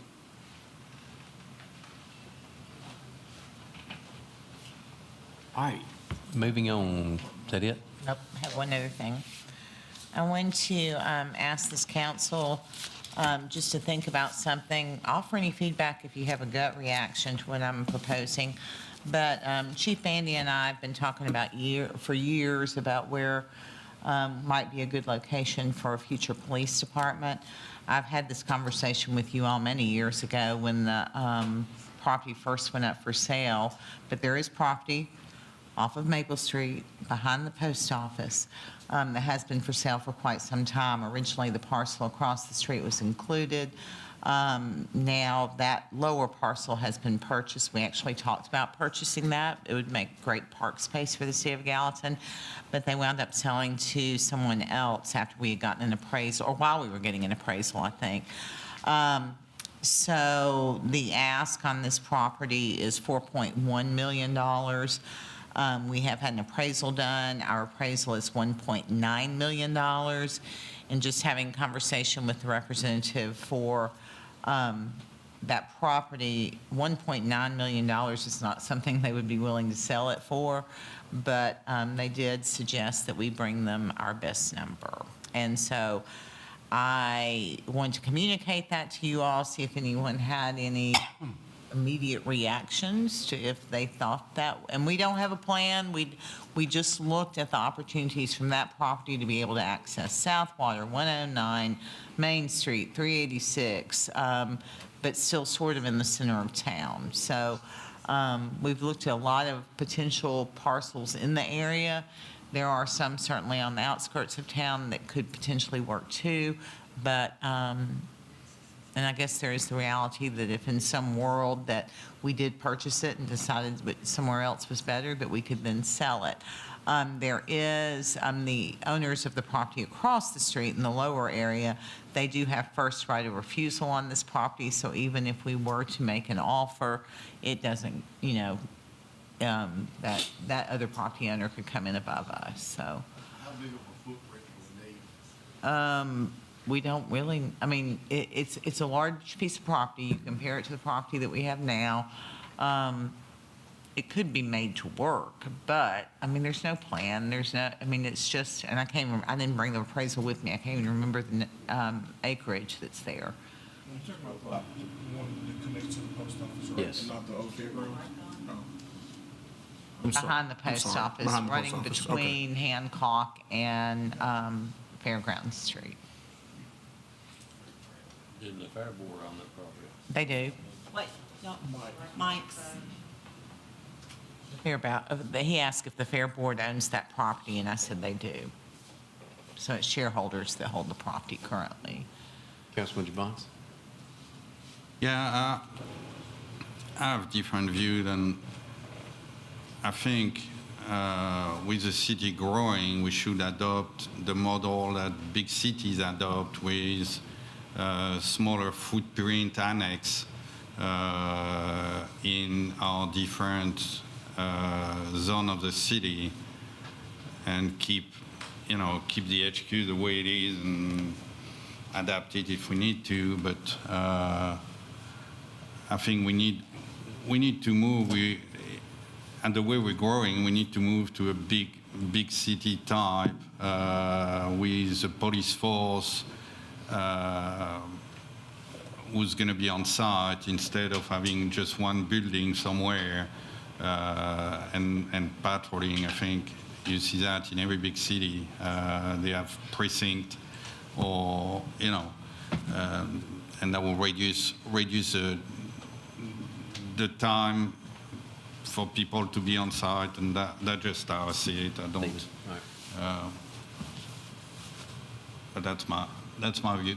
Well, we currently do have two buildings. In the past, we have had two different precincts, and we are working on, you said 4?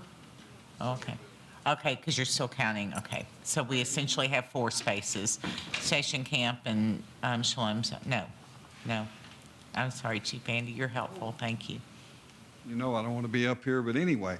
So we have the obviously headquarters. We have the annex where our CID is. We also have the training training area. facility Yeah. in the Shalom And Zone. of course, we have the gun range, which we do some training there. So. And at one time, we did have a space at Sumner Station, and we are currently looking at another precinct more on the west side of town. And we That's an also have the opportunity. Shalom Zone, which we're going to keep that just because it's a good place to be. So. 5.28 acres per Councilman Alexander. Thank you so much. Does anybody have anything else on that? I want y'all to think about it. Give me your thoughts on it. Is Okay. it something that we should pursue? And then at some point, we would need to discuss what you all would want to make as an offer if you in fact did. Okay, thank you. All right, department head, anybody in department heads? Brian, you sure you don't have anything else? You've been up here a long time now. He's like, no. All right, do I hear a motion? A motion, second. All those in favor? Aye. Well I got it. I don't think Councilman Duran's